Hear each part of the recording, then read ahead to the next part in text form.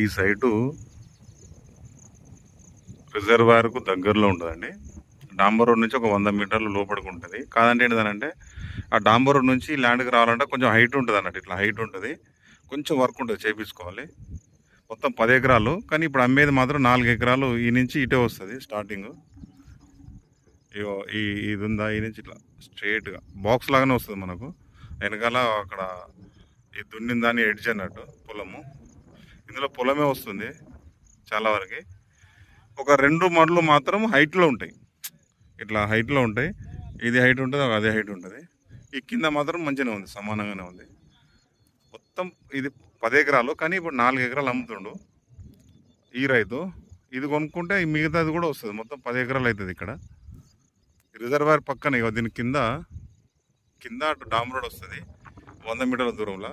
దాని కింద రిజర్వాయర్. అంటే ఈ ల్యాండ్ చాలా